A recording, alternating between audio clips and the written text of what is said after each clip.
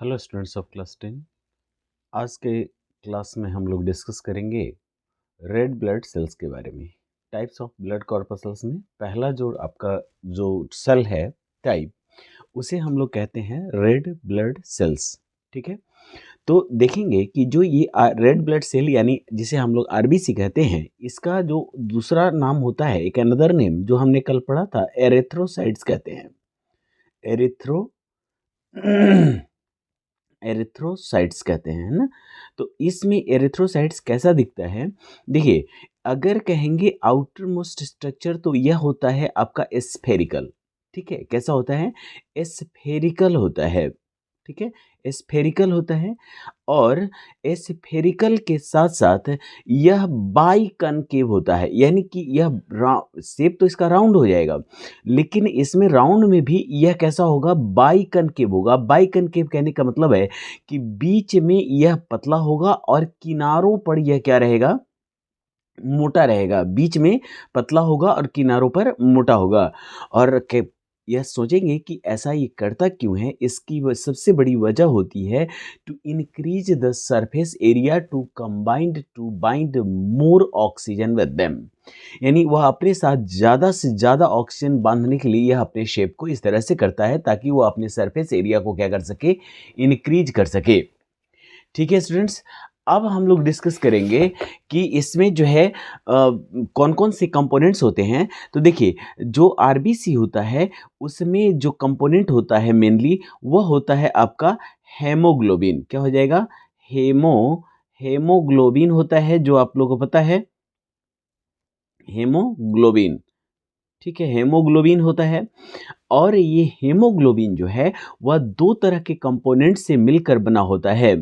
पहला होता है हेम, है ना, पहला होता है हेम।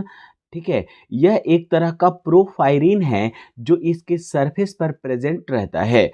और दूसरा इसके पास होता है प्रोटीन जिसको हम लोग कहते हैं ग्लोबुलिन। ठीक है, ग्लोबुलिन कहते हैं इसे। और इन दोनों को मिलाकर बनता है, इन दोनों को मिलाकर बन जाता है क्या, हेमोग्लोबिन बनता है। ठीक है स्टूडेंट्स, इसी के प्रेजेंस की वजह से इसका हमारा जो आरबीसी होता है, जैसे कि पढ़ते ही हैं समझते ही हैं कि रेड ब्लड सेल्स, यानी कि इसको क्या कलर मिल जाता है, तो इसको जो है वह कलर मिल जाता है। ठीक है, इसको जो है वह कलर मिल जाता है रेड। क्या कलर मिल गया, रेड कलर मिल गया। अब क्या होगा, अब देखेंगे हम लोग कि यह जो आरबीसी होता है वह जनरली वर्टिब्रेट्स में होता है। याद रखिएगा किस में होगा, वर्टिब्रेट्स में होगा। वर्टिब्रेट्स में ही आरबीसीज प्रेजेंट होते हैं। इन वर्टिब्रेट्स में आरबीसीज प्रेजेंट नहीं होते। वर्टिब्रेट्स कहने का मतलब है कि जिसके पास प्रेजेंट होता है वर्टिब्रल कॉलम। ठीक है, क्या होता है, वर्टिब्रल, ठीक है ना, वर्टिब्रल कॉलम प्रेजेंट होता है। ठीक है, वर्टिब्रल कॉलम। अच्छा, यह भी याद रखिए कि वर्टिब्रल कॉलम का मतलब हो जाता है, हम आम बोलचाल की भाषा में इसे कहते हैं क्या, तो इसे हम लोग बोल देते हैं बैक बोन। क्या कहते हैं इसे, बैक बोन कह देते हैं। तो जिसके पास बैक बोन उसके पास आरबीसीज प्रेजेंट होते हैं। अब देखिए, आरबीसी जो है उसमें सामान्यतः न्यूक्लियस प्रेजेंट होता है, लेकिन किस में, तो याद रखिएगा कि बाकी सभी ऑर्गेनिजम्स में, बाकी सभी वर्टिब्रेट्स में आरबीसीज होंगे। और वो भी कैसे आरबीसीज होंगे, न्यूक्लिएटेड आरबीसीज होते हैं। न्यूक्लिएटेड आरबीसीज होते हैं। ठीक है, कैसे आरबीसीज होंगे, न्यूक्लिएटेड आरबीसीज होते हैं, लेकिन किस में, तो सभी वर्टिब्रेट्स में। पर बताएंगे कि अगर हम बात करें मैमल्स की, किसकी बात करें, मैमल्स की। ठीक है, तो मैमल्स की अगर हम बात करेंगे तो मैमल्स में जो आरबीसी होते हैं वह होते हैं आपके नॉन न्यूक्लिएटेड। कैसे होंगे, नॉन न्यूक्लिएटेड होंगे। ठीक है, नॉन न्यूक्लिएटेड। ठीक है, नॉन न्यूक्लिएटेड कहने का मतलब है कि इसमें इसमें जो होगा, इसमें न्यूक्लियस एब्सेंट रहेगा। नॉन न्यूक्लिएटेड कहने का मतलब हो गया कि इसमें न्यूक्लियस क्या रहेगा, एब्सेंट रहेगा। मैमल्स में कौन आते हैं, तो हम लोग जैसे कुत्ता, बिल्ली, गाय, ये सब किस में आ जाएंगे, इसमें ये आ जाएंगे आपके नॉन सॉरी मैमल्स में, और उसी में होता है न्यूक्लियस एब्सेंट होता है आरबीसी में। ठीक है, याद रहेंगे। देखिए, ये जो आरबीसी होती है, यह टोटल अगर हम काउंट कर लें ब्लड कॉर्पसल्स को, किसे काउंट कर लें? ब्लड कॉर्पसल्स को काउंट कर लें। अगर हम टोटल ब्लड कॉर्पसल्स को काउंट कर लें, तो इसमें 99% लगभग लगभग याद रखिएगा, अबाउट 99% यह कॉन्स्टिट्यूट करता है टोटल कॉर्पसल्स का। याद रखिए, ध्यान रखिएगा, टोटल ब्लड का नहीं कह रहा हूं, किसका कह रहा हूं? टोटल कॉर्पसल्स का, टोटल कॉर्पसल्स का। ठीक है, टोटल कॉर्पसल्स का यह 99% कॉन्स्टिट्यूट करता है। अकेले कौन? तो 99% अकेले आरबीसी कॉन्स्टिट्यूट करता है। ठीक है, बात यह समझ में आ रहा है कि इसमें जो है वह 99% जो है वह कॉन्स्टिट्यूट करता है। अकेला कौन? तो आरबीसी करता है। अब हम बात करें कि इसका जो साइज होता है, आपको याद रखना है, साइज की ज़रूरत तो वैसे आपको नहीं होती है, लेकिन अगर कभी ज़रूरत पड़े तो लिखिएगा कि 7 माइक्रोन मीटर का, 7 माइक्रोन माइक्रोन मीटर का जो है वह होता है आपका आरबीसी का साइज। ठीक है, हमारे ब्लड में आरबीसीज की जो संख्या होती है या होनी चाहिए, अगर हम बात करें कि 1 क्यूबिक मिलीमीटर में, 1 क्यूबिक मिलीमीटर में, है ना, कि 1 क्यूबिक मिलीलीटर में है ना, आरबीसीज की संख्या जो होगी वह 1 क्यूबिक मिलीमीटर में हो जाएगी कितनी? तो 1 क्यूबिक मिलीमीटर में हो जाती है लगभग यह 4.5 मिलियन से लेकर, 4.5 मिलियन से लेकर, और यह लगभग 6 मिलियंस तक होती है। 6 मिलियंस तक आरबीसी की संख्या हो जाती है और होनी चाहिए, लेकिन इसमें याद रखिएगा यह हेल्दी पर्सन में होनी चाहिए। हाँ, ये एक एवरेज रेट निकाला जाता है, क्योंकि ये पर्सन मतलब अलग-अलग रीजन्स में वैरिड करने लगता है, अलग-अलग एज ग्रुप्स में वैरिड करेगा और जेंडर पर भी यह डिटरमाइंड होता है। फीमेल्स में इसकी संख्या कम हो जाएगी, ठीक है, फीमेल्स में इसकी संख्या कम हो जाएगी, ओल्ड एज्ड पर्सन में इसकी संख्या कम हो जाएगी। जो लोग पहाड़ों पर रहते हैं उनमें आरबीसी की संख्या ज़्यादा रहेगी, जो प्लेन्स में रहेंगे उनमें कम रहेगी। तो इस तरह से यह कुछ वेरिएशन होता है, लेकिन हम लोग एक एवरेज निकालते हैं तो यह 4.4 मिलियन से लेकर और 6 मिलियन तक आरबीसी की संख्या हो सकती है। ठीक है, अब देखिए, अगर हमारे ब्लड में आरबीसी की कमी हो जाती है, क्या हो जाएगी? आरबीसी की कमी हो जाएगी तो हमारे बॉडी में एक बीमारी हो जाती है जिसे हम लोग कहते हैं एनीमिया। क्या कहेंगे इसे? एनीमिया कहेंगे। ठीक है, क्या कहेंगे इसे? Anaemia, scarcity of RBCs anaemia. और अब देखिएगा, अगर आरबीसी की संख्या, जरूरी नहीं है कि आरबीसी फॉल कर जाए, आरबीसी फॉल करेगा तो एनीमिया हो जाएगा, और अगर आरबीसी राइज कर गया, आरबीसी अगर बढ़ गया, तो इससे एक बीमारी हो जाती है, एक प्रॉब्लम हो जाती है जिसे हम लोग कहते हैं पॉलीसाइकेमिया। क्या कहेंगे इसे? Polycythaemia, polycythaemia. ठीक है, अगर आरबीसी की संख्या किसी बॉडी में बढ़ जाती है तो इससे जो बीमारी होती है उसको हम लोग कहते हैं पॉलीसाइथीमिया। अब बात करेंगे हम लोग कि यह बनता कहाँ है। याद रखिएगा, ये आरबीसी जो होता है यह हम बनता कहाँ है? बोन मैरो में बनता है। कहाँ पर बनेगा? बोन मैरो में बनता है। और इसलिए कभी कभी सवाल पूछ देता है कि फैक्ट्री ऑफ आरबीसी किसे कहते हैं? तो फैक्ट्री ऑफ आरबीसी कहते हैं बोन मैरो को। ठीक है, फैक्ट्री, है ना, फैक्ट्री ऑफ आरबीसीज कहते हैं इसे। ठीक है, कौन? बोन मैरो को। ठीक है, अब बोन मैरो में बोन मैरो में सवाल यह भी दिमाग में आएगा कि इसमें आरबीसीज का रेट फॉर्मेशन क्या होता है। तो याद रखिएगा कि यह 2 मिलियंस ऑफ आरबीसीज पर सेकेंड के रफ्तार से मैन्युफैक्चर करता है। ठीक है,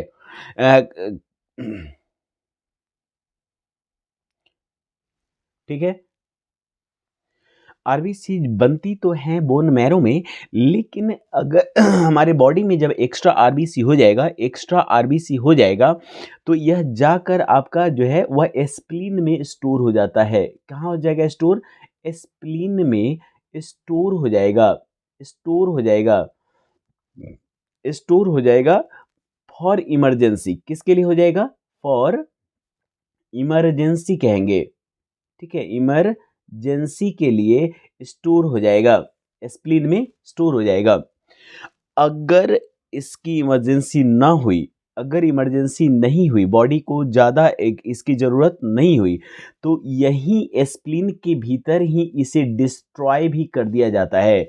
इसलिए इसे हम लोग अगर एक तरफ कहते हैं कि यह स्टोर हाउस है, ठीक है, स्टोरेज है, तो वहीं पर यह डिस्ट्रॉय भी कर दिया जाता है, और इसलिए स्प्लीन को हम लोग ग्रेव यार्ड भी कहते हैं।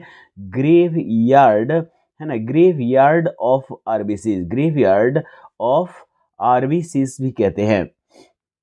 याद रखिएगा, ग्रेव यार्ड ऑफ आरबीसीज भी स्प्लीन ही रहेगा। देखिए, जब स्प्लीन में यह डिस्ट्रॉय कर दिया जाता है, सवाल है कि डिस्ट्रॉय क्यों करेगा, तो डिस्ट्रॉय कर दिया जाएगा तो उसमें प्रेजेंट जो आयरन होगा, वह आयरन का रीयूटिलाइजेशन किया जा सकेगा। ठीक है, बात समझ में आ गया। अच्छा, इसी डिस्ट्रक्शन यानी हुआ कहाँ? स्प्लीन में। तो इसी destruction of RBCs in spleen को हम लोग कहते हैं क्या? तो इसे हम लोग कहते हैं हेमियोलाइसिस कहते हैं। ठीक है, क्या कहेंगे इसे? हेमियोलाइसिस, हेमोलाइसिस कहते हैं इसे, हेमोलाइसिस कहते हैं। ठीक है, हेमोलाइसिस प्रोसेस कहते हैं, जिससे कि डिस्ट्रॉय हो जाता है। आरबीसीज का जो एज होता है, अगर हम बात करें एज की, तो इसका जो एज होता है यह 120 डेज होता है। इसका एज कितना हो जाएगा? 120 डेज। ठीक है स्टूडेंट्स, तो ये हो गया कुछ मतलब जो है overall information about the RBCs. ठीक है, अब हम लोग डिस्कस करेंगे अबाउट द डब्ल्यूबीसीज, व्हाइट ब्लड सेल्स की। अगर हम बात करें व्हाइट ब्लड सेल्स, जिसे हम लोग कहते हैं डब्ल्यूबीसीज, क्या कहेंगे इसे? डब्ल्यूबीसीज की बात करें तो डब्ल्यूबीसीज का जो दूसरा नाम होता है उसे हम लोग कहते हैं ल्यूकोसाइट्स। क्या कहेंगे इसे? ल्यूकोसाइट्स कहेंगे, ल्यूकोसाइट्स कहते हैं। अच्छा देखिए, ल्यूकोसाइट्स जो होता है यह आपका जो है वह बहुत इम्पॉर्टेंट होता है, और आरबीसीज के बाद है ना, इसकी संख्या हमारे ब्लड में होती है। इसकी जो संख्या हमारे ब्लड में होगी, ये कितनी होगी? लगभग 4000 से लेकर, ठीक है, लगभग 4000 से लेकर और 11000 तक इसकी संख्या होती है। डब्ल्यूबीसी जो होते हैं वह न्यूक्लिएटेड सेल्स होते हैं। कैसे सेल्स होंगे? न्यूक्लिएटेड सेल्स होते हैं, यानी इसके पास न्यूक्लियस प्रेजेंट होता है, लार्ज न्यूक्लियस प्रेजेंट होता है। ठीक है, और इसका जो साइज होगा, याद रखिएगा, इसका जो साइज होगा डब्ल्यूबीसी का, वह साइज आरबीसी से ज़्यादा बड़ा होता है। यह आरबीसी से इसका सेल जो है वह ज़्यादा बड़ा होता है। अब इसमें कहेंगे कि इसमें जो है वह इसमें मूवमेंट का जो है वह कैपेबिलिटी होता है, यानी यह अमीबियोटिक मूवमेंट प्रोसेस को, अमीबॉइड मूवमेंट प्रोसेस को परफॉर्म कर सकता है। यह अमीबा की तरह स्यूडोपोडिया के द्वारा मूवमेंट प्रोसेस को परफॉर्म कर सकता है, और इसी कारण से यह कैपिलरीज के वॉल्स से, है ना, कहाँ से? कैपिलरीज वॉल्स से, ठीक है, कैपिलरीज वॉल्स से, ठीक है, यह आसानी से बाहर निकल जाता है, ब्लड वेसल्स से बाहर निकल जाएगा, यह कैपिलरीज वॉल्स से पास हो जाता है, बाहर निकल जाता है। ठीक है, अब इसमें कह रहा है कि यह बनता कहाँ है, तो याद रखिएगा, यह जो डब्ल्यूबीसीज होते हैं यह भी बोन मैरो में ही बनते हैं। ठीक है, यह जो है वह ज़्यादातर बोन मैरो में ही फॉर्म होते हैं। अब देखिए, इसमें कह रहा है कि यह जो डब्ल्यूबीसीज होते हैं यह सभी जगह पहुंच जाते हैं, सभी टिश्यूज़ के पास पहुंच जाते हैं, क्योंकि इसका काम ही होता है क्या? तो इसका काम होता है डिफेंस का। क्या काम होगा? डिफेंस का काम होगा। इसका काम होगा डिफेंस का। ठीक है, अब बात करेंगे हम डब्ल्यूबीसी का जो एज होता है। देखिएगा, डब्ल्यूबीसी का जो एज होता है, अगर इसकी एज पूछे तो याद रखिएगा, इसका जो एज होता है यह 12 आवर्स से लेकर और सेवरल डेज तक इसका एज हो सकता है। 12 आवर्स टू सेवरल डेज हो सकता है। ठीक है, सेवरल डेज तक इसकी एज हो सकती है। यह इस बात पर निर्भर करता है कि कोई बॉडी कितनी जल्दी किसी डिजीज से इन्फेक्टेड, किसी पैथोजन से इन्फेक्टेड होता है, क्योंकि इसका काम ही है पैथोजन से लड़ना। अब बात करेंगे कि टाइप्स ऑफ डब्ल्यूबीसीज। तो देखिए, डब्ल्यूबीसीज का मेनली दो टाइप हो जाता है। एक होता है जिसे हम लोग कहते हैं ग्रैन्युलोसाइट्स। क्या कहेंगे इसे? ग्रैन्युलोसाइट्स। ठीक है, ग्रैन्युलोसाइट्स कहते हैं। ठीक है ना, ग्रैन्युलोसाइट्स कहते हैं। अच्छा, ग्रैन्युलोसाइट्स जो होता है, इसका नाम इसलिए पड़ा है कि ये जो सेल है, इसमें अगर न्यूक्लियस है, इसका न्यूक्लियस का शेप जो है वो अजीब अजीब सा होता है। इसमें प्रोटीन के ग्रैन्युल्स से चारों तरफ से ग्रैन्युल्स बिखरे पड़े होते हैं और इसलिए इसका नाम पड़ गया ग्रैन्युलोसाइट्स। और इसका जो दूसरा टाइप होता है, दूसरा जो टाइप होता है वह कहलाता है ए ग्रैन्युलोसाइट्स। क्या हो जाएगा? ए ग्रैन्युलो, है ना, ग्रैन्युलोसाइट्स हो जाएगा। ठीक है, याद रखिएगा, ए ग्रैन्युलोसाइट्स हो जाएगा। अब यहाँ पे हम देखेंगे कि ग्रैन्युलोसाइट्स जो है, यह क्या कर रहा है, इसमें जो है इसका भी टाइप अलग अलग होता है। ग्रैन्युलोसाइट्स का तीन टाइप हो जाता है। ग्रैन्युलोसाइट्स का कितना टाइप हो जाएगा? ठीक है, तीन टाइप हो जाएगा। पहला जो टाइप होगा उसे हम लोग कहते हैं एसिनोफिल्स।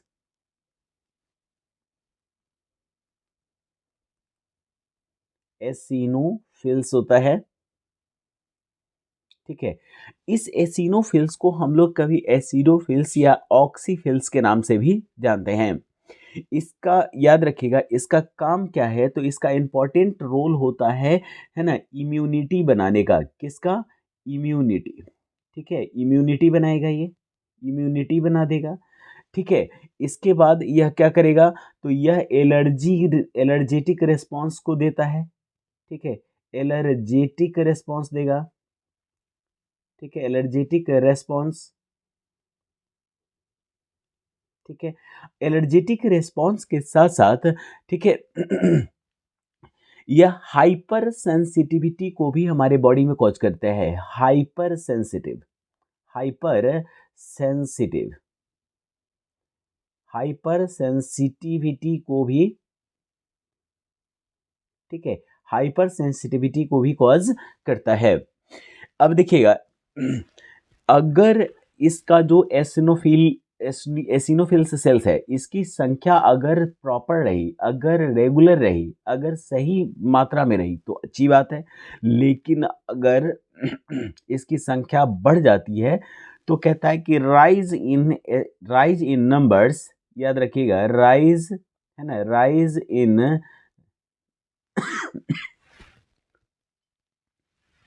Rise in numbers. ठीक है, राइज इन नंबर्स, याद रखिए, rise in numbers causes a type of disease, या that causes a type of problem that is called eosinophilia. क्या करेगा ये? एस्नोफीलिया।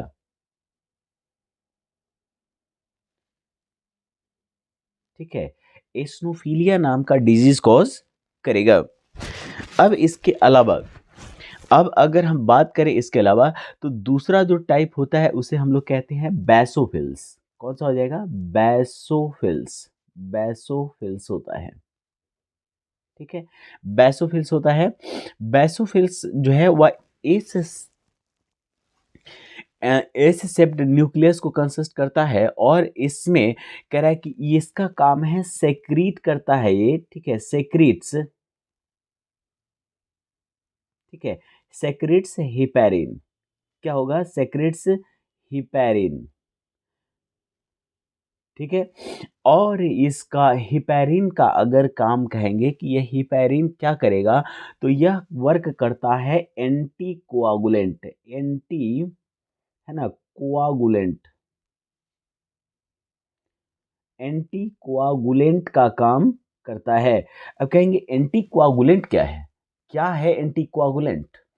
तो याद रखिएगा, एंटीकोआगुलेंट का मतलब होता है कि यह हमारे ब्लड को क्लॉट होने से रोक लेता है, यह हमारे ब्लड को क्लॉट होने नहीं देता है, और इस तरह यह हमारे ब्लड के क्लॉटिंग से को बचाए रखता है तब जबकि हमें ज़रूरत होती है, जबकि ब्लड हमारे ब्लड वेसल में प्रेजेंट होता है। और इसमें एक और चीज़ रिलीज होता है, वह होता है हिस्टामिन। एक और चीज़ रिलीज होगा क्या? तो वह होगा हिस्टामिन। हिस्टामिन क्या करता है? तो यह हमारे बॉडी में इन्फ्लामेशन को कॉज करता है, इन्फ्लामेशन। ठीक है, इन्फ्लामेशन यानी यह याद रखिएगा कि यह एक तरह का एलर्जेटिक रिस्पॉन्स, एक तरह का इम्यून रिस्पॉन्स कहा जाता है, एलर्जेटिक रिस्पॉन्स नहीं, इम्यून रिस्पॉन्स को जनरेट करता है, जिसे हम लोग इन्फ्लामेशन कहते हैं। ठीक है, अगला जो होगा उसे हम लोग कहते हैं न्यूट्रोफिल्स। क्या कहेंगे इसे? न्यूट्रो। ठीक है, न्यूट्रोफिल्स थर्ड टाइप हो जाएगा, उसे हम लोग कहेंगे न्यूट्रोफिल्स। ठीक है, न्यूट्रोफिल्स हो जाएगा। अब इसका काम क्या है? तो कह रहा है कि यह डब्ल्यूबीसी में कह रहा है कि यह जो है वह एक खास तरह का, यानी इसमें जो प्रॉपर्टी होती है, यह कुछ प्रॉपर्टी अमीबा से मिलती जुलती होती है। किससे मिलेगी? इसे अमीबा से मिलेगी प्रॉपर्टी। यानी यह क्या कर सकता है? तो इसके पास एबिलिटी होती है फेगोसाइटोसिस प्रोसेस की, है ना, फेगोसाइटोसिस प्रोसेस की एबिलिटी होती है, फेगोसाइटोसिस प्रोसेस की एबिलिटी होती है। फेगोसाइटोसिस का मतलब ये हो गया कि अमीबा की तरह जितना भी पैथोजिन हमारे बॉडी में आएगा वह उसे इनगल्फ कर लेगा, यानी खा जाएगा, और उसे डाइजेस्ट करके हमारे बॉडी को डिजीज से प्रोटेक्ट करेगा। ठीक है, तो ये काम हो गया न्यूट्रोफिल्स का। अब बात करेंगे हम नेक्स्ट टाइप की। तो इसमें दूसरा जो टाइप होता है डब्ल्यूबीसी का, उसे हम लोग कहते हैं क्या? उसे हम लोग कहते हैं ए ग्रैन्युलोसाइट्स। क्या कहेंगे इसे? ए ग्रैन्युलोसाइट्स।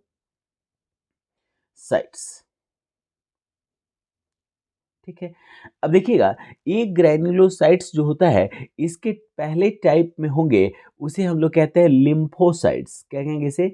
लिम्फोसाइट्स कहते हैं, लिम्फोसाइट्स कहते हैं। यह जो लिम्फोसाइट्स होता है वह मतलब जो है बहुत कम मोबाइल, यानी ज़्यादा यह चलनशील नहीं होता है, और इसका जो काम होगा, यह प्रोड्यूस एंटीबॉडीज़। यह क्या प्रोड्यूस करेगा? तो यह प्रोड्यूस करेगा, प्रोड्यूसेस एंटीबॉडीज़। यह हमारे बॉडी में, है ना, एंटीबॉडी को प्रोड्यूस करेगा। ठीक है, एंटीबॉडी को प्रोड्यूस करेगा, और इस तरह यह हमारे बॉडी को डिजीज से प्रोटेक्ट करेगा। इसका जो दूसरा टाइप होता है उसे हम लोग कहते हैं मोनोसाइट्स। दूसरा जो होगा उसे हम लोग क्या कहेंगे? मोनोसाइट्स कहते हैं, मोनोसाइट्स कहते हैं। अब इस मोनोसाइट का काम क्या होता है? तो यह क्या करेगा कि मैक्रोफेज और फेगोसाइटोसिस प्रोसेस को परफॉर्म करेगा। यह क्या करेगा? तो यह दो मेन इंपॉर्टेंट वर्क करता है, यह मैक्रोफेज और फेगोसाइटोसिस प्रोसेस को परफॉर्म करता है। ताकि यह क्या कर सके? तो हमारे बॉडी को, यह भी अगर कह दें कि फेगोसाइटोसिस प्रोसेस को परफॉर्म करेगा, फेगोसाइटोसिस प्रोसेस को परफॉर्म करेगा, फेगोसाइटोसिस प्रोसेस को परफॉर्म करेगा। अगर हम बात करें third type of blood corpuscle की, तो यह होता है प्लेटलेट्स। क्या होता है बाबू? प्लेटलेट्स होता है, और इसे हम लोग थ्रोम्बोसाइट्स कहते हैं। इसे हम लोग क्या कहेंगे? थ्रोम्बोसाइट्स कहते हैं। यह सेल ना होकर हम इसे अगर कहें कि यह सेल फ्रैगमेंट है। क्या है ये? सेल फ्रैगमेंट है, फ्रैगमेंट है, क्योंकि यह सेल की मोस्ट ऑफ कैरेक्टरिस्टिक्स को कंसिस्ट नहीं करता, लेकिन चूंकि वह फंक्शन सेल की तरह करता है, और इसलिए इसे हम लोग सेल काउंट करते हैं। ठीक है, अब बात करेंगे कि यह नॉन न्यूक्लिएटेड होता है। नॉन न्यूक्लिएटेड होगा, यानी इसमें न्यूक्लियस प्रेजेंट नहीं होता है। ठीक है, नॉन न्यूक्लिएटेड होगा, यानी इसके पास न्यूक्लियस प्रेजेंट नहीं होता है। और इसकी एज की बात करें तो इसका जो एज होता है यह 5 to 9 डेज, कितना हो जाएगा, 5 to 9 डेज होता है, 5 to 9 डेज होता है, इससे ज़्यादा इसकी उम्र नहीं होती है। ठीक है, और इसका जो मेन वर्क है, मेन वर्क क्या है, तो ये कहता है कि इसका मेन वर्क है कोआगुलेशन। क्या मेन वर्क है, कोआगुलेशन, यानी कोआगुलेशन को आपको पहले ही बता चुका हूं। ठीक है, कोआगुलेशन का मतलब होता है क्लॉटिंग ऑफ ब्लड, क्लॉटिंग। ठीक है, क्लॉटिंग ऑफ ब्लड। ठीक है, ऐसे नहीं, क्लॉटिंग ऑफ जो ब्लड होगा वह सभी जगह नहीं होगा, याद रखिए। क्लॉटिंग होगा at the place of cut और wound, at the place of, ठीक है, प्लेस ऑफ कट और वाउंड, कट और वाउंड, यानी या तो कहीं कट जाए या फिर आपको जो है, ठीक है, या तो कट जाए या फिर पहले से कोई घाव हो, वहां पर अगर ब्लड रिलीज होता है, ब्लीडिंग होती है, तो वहां पर वह क्लॉट कर देता है to prevent, to prevent excessive bleeding. Clotting होगा क्यों, तो एक्सेसिव ब्लीडिंग को प्रिवेंट, याद रखिएगा, prevent excessive bleeding, prevent excessive, ठीक है, एक्सेसिव ब्लीडिंग, यानी एक्सेसिव ब्लीडिंग ना हो, इसीलिए इसमें क्या हो जाएगा, ठीक है, तो इसमें जो होगा वह क्लॉट कर देगा ब्लड को। इस तरह यह हमें हमारे बॉडी को एक्सेसिव ब्लीडिंग से बचा लेता है। ठीक है, बात समझ में आया। अब नेक्स्ट देखते हैं हम लोग फंक्शंस ऑफ ब्लड, थोड़ा शॉर्ट में रिवीजन करेंगे क्योंकि फंक्शंस तो हमने सब देखा ही है। चलिए फिर भी शॉर्ट में एक बार रिवाइज कर लेते हैं फंक्शन। देखिए, इसमें अगर हम बात करें सबसे पहला, तो इसमें सबसे पहला और मेन वर्क होता है इसका ट्रांसपोर्टेशन, ट्रांसपोर्ट, क्या करेगा ये, ट्रांसपोर्ट करेगा। ट्रांसपोर्ट में बहुत सारी चीज़ें हो सकती हैं, न्यूट्रिएंट्स हो जाएगा, क्या हो जाएगा, न्यूट्रिएंट्स हो जाएगा। ठीक है, न्यूट्रिएंट्स के साथ ऑक्सीजन हो जाएगा, ऑक्सीजन के साथ वेस्ट हो जाएगा, वेस्ट के साथ हार्मोन्स हो जाएंगे, हार्मोन्स अगर बात करें हार्मोन्स हो जाएगा, हार्मोन्स के साथ सॉल्ट हो जाएंगे, सॉल्ट के साथ वाटर हो जाएगा। ठीक है, तो यानी कुल मिला जुला कर यह सभी चीज़ों को ट्रांसपोर्ट करता है हमारे बॉडी में एक पार्ट से दूसरे पार्ट तक, यानी मेन ट्रांसपोर्ट सिस्टम का काम करता है। इसके अलावा और क्या करेगा, तो यह कहता है कि यह हमारे बॉडी के टेम्परेचर को रेगुलेट करता है। तो दूसरा अगर फंक्शन आप कहें तो कह सकते हैं regulate body temperature, regulate, regulate body temperature, body temperature, ठीक है, टेम्परेचर, ठीक है, regulate body temperature. Body temperature को रेगुलेट करने के साथ साथ यह ब्लड को क्लॉट कर देता है, ब्लड को क्लॉट कर देगा, ताकि अभी हम लोग पढ़े हैं कि क्लॉट कर देगा ताकि एक्सेसिव ब्लीडिंग को प्रिवेंट किया जा सके, तो कह सकते हैं कि क्लॉटिंग ऑफ ब्लड। इसके अलावा यह हमारे बॉडी में, है ना, हमारे बॉडी को डिजीज से प्रोटेक्शन प्रोवाइड करता है। अगर हम अगला प्रोसेस का बात करें तो प्रोटेक्शन फ्रॉम डिजीज, प्रोटेक्शन, ठीक है, protection from disease, protection from, from disease, ठीक है, डिजीज से प्रोटेक्शन दे देगा। इसके अलावा और क्या काम करेगा, तो यह कहता है कि यह हमारे बॉडी में इम्यूनिटी को फॉर्म करता है, क्या बनाएगा, इम्यून सिस्टम बनाएगा, यह बना देगा इम्यून सिस्टम, ठीक है, इम्यून सिस्टम बना देगा, ठीक है, इम्यून सिस्टम बना देगा। इम्यून सिस्टम के अलावा क्या करता है, तो यह कहेगा कि यह हमारे बॉडी के पीएच वैल्यू को रेगुलेट करता है। तो यहाँ पे लिख सकते हैं regulate pH value, regulate, regulate pH value, pH value को रेगुलेट करेगा, पीएच वैल्यू को रेगुलेट करेगा, ठीक है? इसके अलावा और क्या काम करेगा? तो याद रखिएगा हमारे बॉडी में डिफरेंट मटेरियल्स या हमारे बॉडी के कॉन्सन्ट्रेशन को भी बैलेंस करेगा। तो यहाँ पे हम कह सकते हैं कि बैलेंस कॉन्सन्ट्रेशन, बैलेंस, ठीक है? बैलेंस कॉन्सन्ट्रेशन, कॉन्सन्ट्रेशन, ठीक है ना? तो ये हमारे बॉडी में कॉन्सन्ट्रेशन को बैलेंस करेगा, हमारे बॉडी में कंसंट्रेशन को बैलेंस करेगा। अब ये कंसंट्रेशन किसी भी चीज़ का हो सकता है, मिनरल्स हो सकता है, वाटर हो सकते हैं और डिफरेंट चीज़ें हो सकती हैं। ठीक है ना? तो इस तरह से हमारे बॉडी में कंसंट्रेशन को मेंटेन करेगा। इस तरह हमारा ब्लड का फंक्शन कंप्लीट होता है। अब हम लोग नेक्स्ट वीडियो में पढ़ेंगे function of lymphatic system. Thank you.